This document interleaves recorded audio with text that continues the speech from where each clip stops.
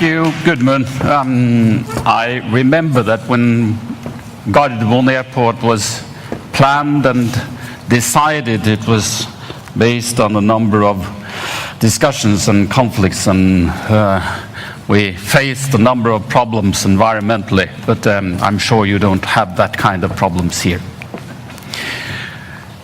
Now we're going to have a discussion a little bit around what we have seen, and the bridge between Norway and Turkey. And I invite IPEC, Akpinar and Hilja Etos to the podium, together with Kim Skora. Where are you? There you are, Kim.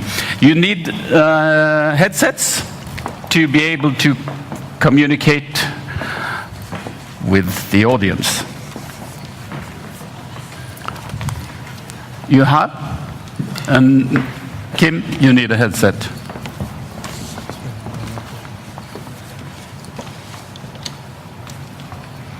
Hi. It was a long journey. It was a long journey here. Yes. In Norway, we have a saying that when you have been seated as long as this, you begin to taste the wood in the back. Not that kind of wood, perhaps, but... Are you online? Okay. Are you fit? Yes. Okay. Julia, present yourself. Is it fine? Okay. I am the editor-in-chief of 21 Architecture and Design magazine. I'm an architect by education, and I've been working in the magazine for more than 9 years now. So that's my background. Mm-hmm. And IPEC? Well, I'm an architect, and I'm lecturing in urban design and architectural design issues in terms of practice and theory, conflicts with the government, conflicts with people. And I'm teaching in Istanbul Technical University, and glad to be here. And Kim? Yes, I'm the president of the National Association of Norwegian Architects, and I'm also an architect and a practicing architect. I have a small office. So I bring my everyday life experiences into the organization. Yes. And me, myself, I'm not an architect, as Julia, but I'm a carpenter and engineer, and I watch over architects in Norway. Now, what have we seen? Have we seen some similarities here? I mean, when you've probably seen that we are very focused on the connection between the nature and the people, and putting the people in the middle here, and trying to design around them, and the bridge between the sea and the nature in Oslo and in Stavanger should be much alike what you have in Istanbul. Me first? Well, well, actually, I made a decision. I'm going to have my sabbatical very soon in Oslo or nearby. It is a fantastic. It has been a fantastic journey. I mean, both the session in the morning as well as in the afternoon, it was very inspirational. Since the morning, the main focus has been the good quality of architecture, and I'm fascinated by it. I've never been in Norway, by the way. So, actually, in our School of Architecture, in our architectural education, our first meeting with the Norway or Norwegian architecture is by, how do you pronounce, Sverre Fehn. We grew up with his fantastic, plastic architecture, and then it is amazing to see the continuity of this tradition. To be honest, I mean, you are posing the dilemmatic question: do you find any similarity? I think yes, in terms of design, creative design, there are similarities, but I think you have been describing what the opposite adjective of Istanbul. For instance, you are certain. There is the certainty in Norway. There is no certainty. The best adjective for Istanbul is uncertainty. You have the order. We don't have it. You have, well, you have the homogeneous identity or approaches. We don't have it. We do have this cosmopolitan, ambiguous, uncertain approaches. And you have the patience, which describes another way of, process, which we don't have. And probably you have what my city doesn't have. This is the presence of local authority. A powerful lady. I had the pleasure to listening to her in the morning, both in the morning and in the afternoon. So a strong decision maker in the local, I think it makes a difference. You have a process based on transparency that we don't have. So via the architectural and urban design competitions, we somehow create, Madame Hélène has described it in the morning in a wider sense. You have a much more transparent, publicly well-known process, operational in terms of commissioning, in terms of transparency of the whole process, which we don't have. It is a dialogue-based process. All our colleagues from Norway have been emphasizing on this multidisciplinary dialogue process. We don't have it. We have one man in central as a central authority who decides for us for every issues, including architectural and urban arenas. And Istanbul is not an exception.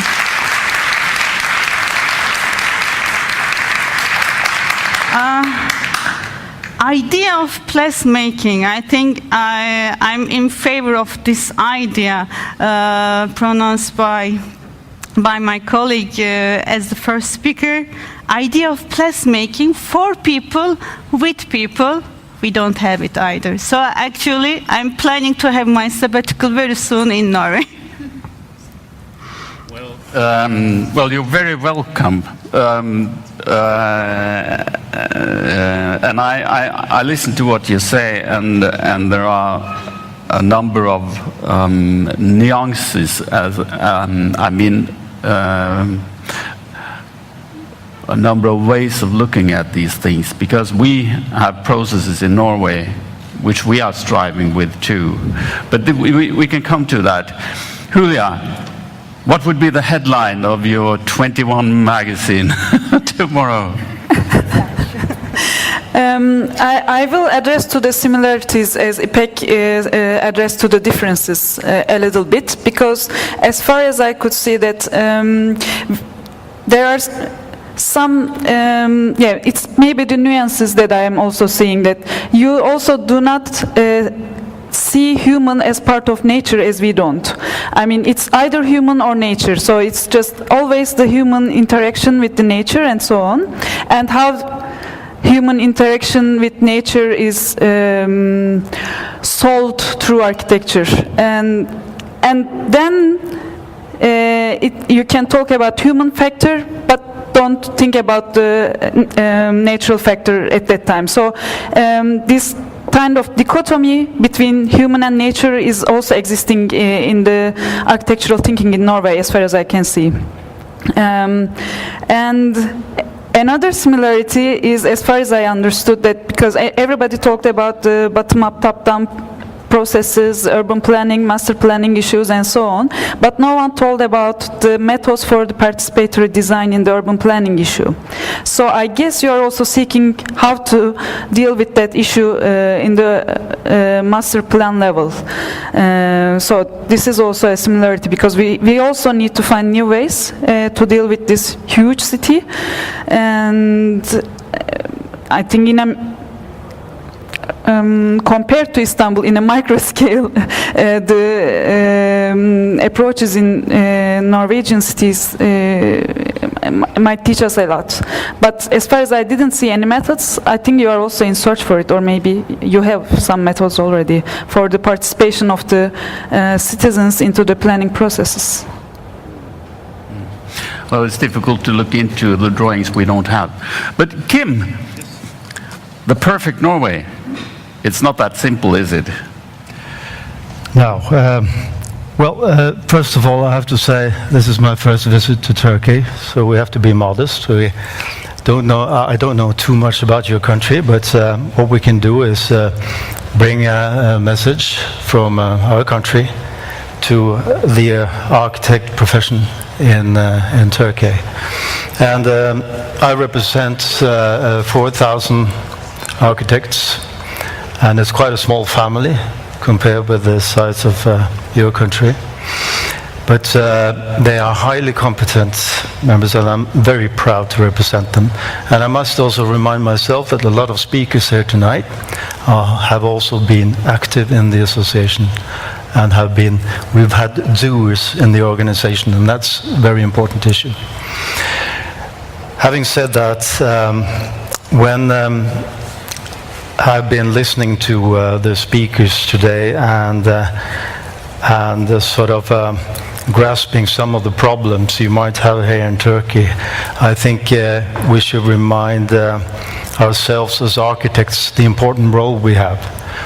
And our organization, we work hard on placing the architect. Actually, if you draw a triangle and you have the builders and the developers in one end of the triangle, you have the users in the other, and you have the authorities in the third part of the triangle.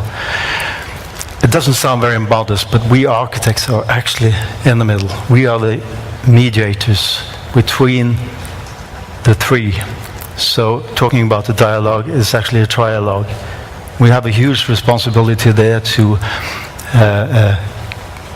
create contact between the three, and also we should be represented in the three parts of the triangle, so that we have to take control, more or less. We're taking over. We're taking back, regaining some of the position that the architects had earlier, and we're being marginalized as architects also in Norway if we're not aware of that situation. And we're working hard on that in Norway, and I would like to bring that forward to you. When we ended our discussion in the morning seminar today, we ended with the conflict, or perhaps the competence, the competition between quality and cost. There was a representative from the World Business Council for Sustainable Development that said that we need a business case to convince the client to choose the right project, to choose the sustainable project, to choose something which is better on energy and climate and environment. We need the business case. And I thought to myself, yes, but the business cases these financial people are talking about is very short term. It's actually the investment cost. How shall we convince? How shall we actually make the politicians, the clients, choose the most sustainable project, the quality project? How can quality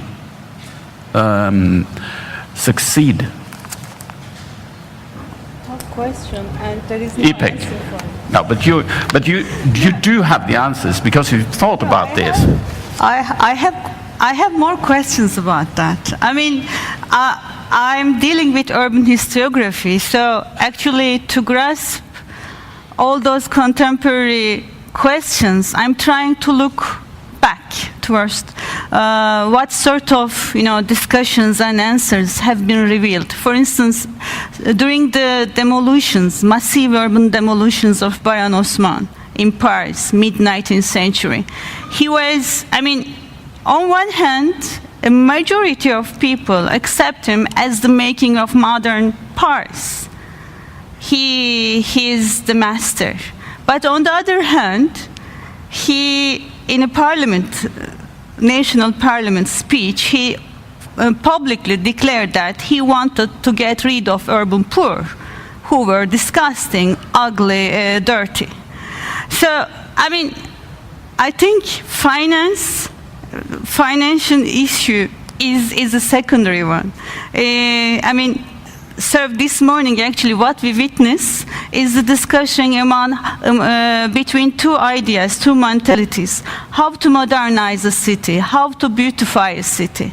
Shall we act extremely quickly and keeping our eyes towards the harm, towards the wild, restless process, combined with the accumulation of capital, which was the case in Paris. And only Walter Benjamin in the 1940s dared to ask the question, or Charles Baudelaire wrote about it, but he was méprised of his society and he was accepted as a terrible kid. So actually it is a difficult question to ask. So quality of, when you expect high quality of architecture and urban design, it is not only an issue of finance, it is also a question of patience. Slow down a bit, as my colleague Selçuk Avcı has mentioned again and again this morning. Slowing down, taking a bit of distance, and then, acting slowly. Then sometimes financial feasibility in a short-term process is a must, but in long term, it is never the very first answer. I mean, for our case, we are between two mentalities. We are living in two parallel cosmos. On one hand, a large group of people, including investors and including local and central government, they are speeding up the process. They are welcoming the international global capital. And we are very keen about that, in capturing this global. But is it enough? I think quality versus quantity questions raised behind this question. Do we really want something extremely rapidly erected? Or, as we are talking to our mayor architect, who is our colleague as well, slowing down the process a bit, keeping a dialogue, open dialogue with different partners, investors, inhabitants, and then, to use this financial income in a very effective way with high quality architecture. I think there is no answer. It really depends on the mentality of people. And as you witness, we are severely segregated in this term. In the making of modernization and modernity project, we are on black and white side. There is not possibility of meeting not only on the financial issue, but about the speed issue as well. I think you cannot separate them in terms of modernization. Okay. I said to you when we started that we wanted some questions from you. Have you thought about something interesting question that you want an answer to? Hello out there.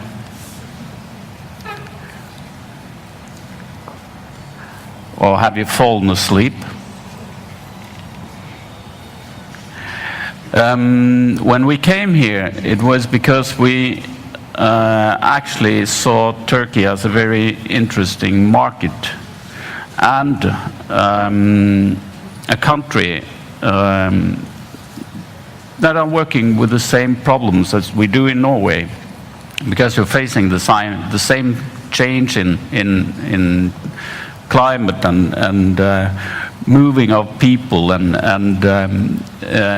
we are using the same development and architectural tools as you are. So we have a philosophy that we will improve ourselves by sharing competence and gaining by sharing competence and working together with others. And we are not the best in the class as for energy solutions and things like that. So therefore, we want to cooperate with other countries. And we think Turkey has a lot of things to give to us. And at the moment, we actually need architects in Norway. We have, as I think you mentioned, Gudmund, some of our biggest companies have up to 50% of their staff from other countries. And we are not educating enough architects in Norway. So there is a two-way situation for the possibility of cooperation. How shall we enter this this market together in Turkey and in Norway? Kim? Well, the heading for this conference is urban transformation, and if you use the keyword transformation, that forces us to rethink. I think in Norway and in Turkey, we have to redefine the architect's role, like some of the presentations said. So we'll have to challenge the developers and the politicians in order to succeed in the future. So if you ask how to succeed, I think that's a major essence. We have to zoom in and zoom out. We're educated to do that. And we have to challenge it's all about politics, actually. And luckily in Norway, we have got the government to make an architectural policy, which is a document that sort of stakes out the future for how to work out, emphasize the importance of planning and architecture. And we're using that for all it's worth. So I think that Turkish architects should challenge the politics and the developers.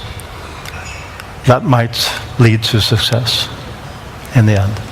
Can I show a picture?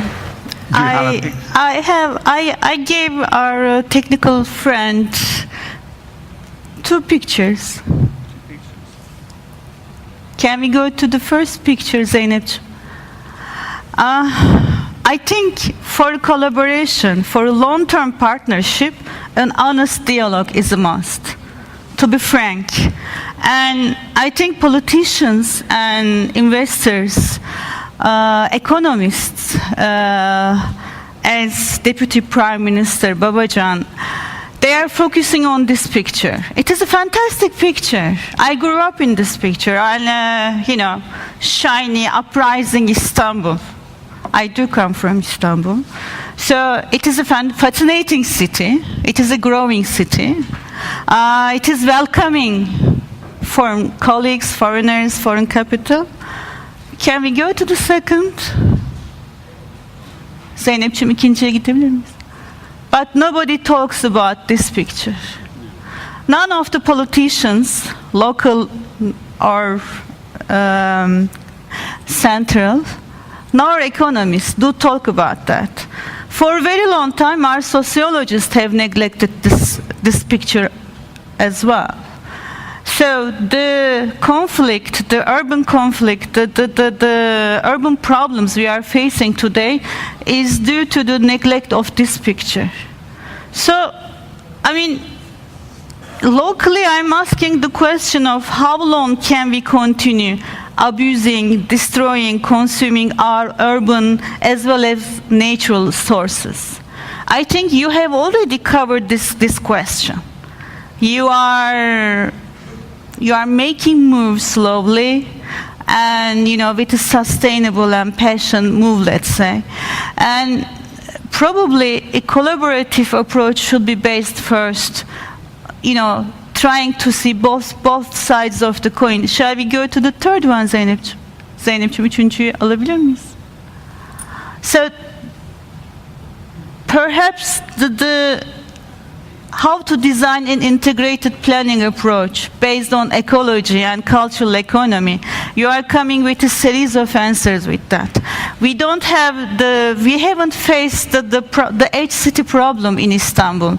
How the city is going to meet with the forest, how the city is meeting with the sea, how the city is going to meet with her former industrial centers, how the city is going to meet with her former harbor centers. So those questions you have already revealed in architectural and urban design competitions, and our partnership may pave way to a sparkling answer, bright answer for Istanbul future development as well.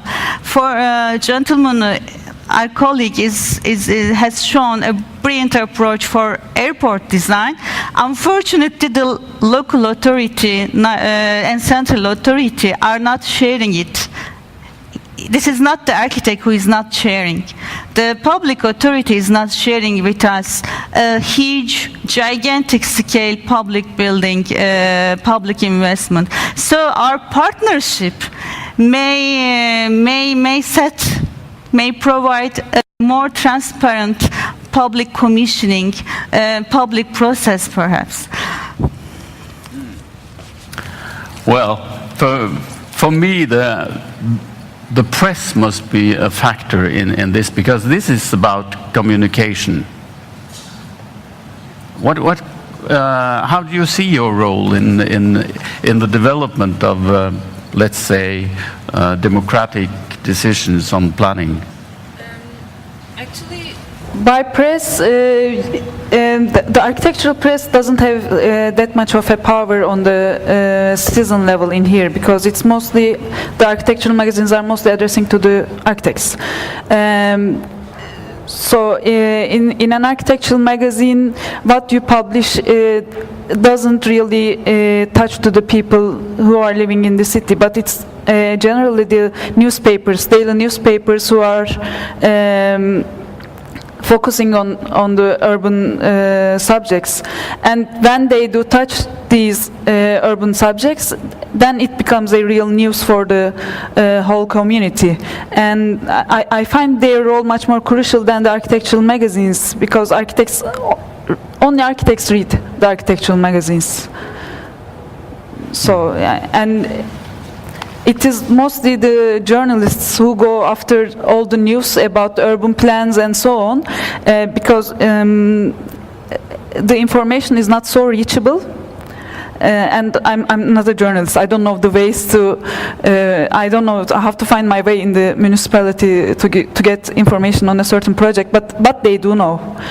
And later on, what we do in the magazine is we start discussions on the already revealed plans by the journalists working in the daily newspapers and so on. But don't underestimate your role. I think your role has gone beyond this classical way of describing architectural and urban arena. You are involving, including Hülya and 3 other architectural and urban magazines, they are involving people of Istanbul, architects of Istanbul, urban planners of Istanbul, and then, making a series of interviews with the social actors. Actually do create certain atmosphere, a discussion arena, which we didn't have in the 1970s, 80s. The more problems, urban issues we have, the more architectural periodicals offer a larger discussion, debate arena. They are involving and pushing this arena further, at least as an outsider. Yes, Kim? When I brought up, when I said challenge, that might be a bit painful sometimes, but if you introduce the 3 C's, you could challenge and also collaborate and communicate. I think if you, as architects, invite for cooperations, that's the fourth C actually, and you take a role in that sense. So when I say challenge, it can be done in many different ways. We are finishing up now, in Norway we tend to say that in the end it's all about the client. And in Norway we have at the moment about 50-50% public projects and private projects, and then the public client is big, very big. And when we say it's all about client, we also say it's all about the client when thing goes wrong. In Norway we have a regulation saying that you have to be certified to be an architect, an engineer, a carpenter, but we don't have the same certification for clients.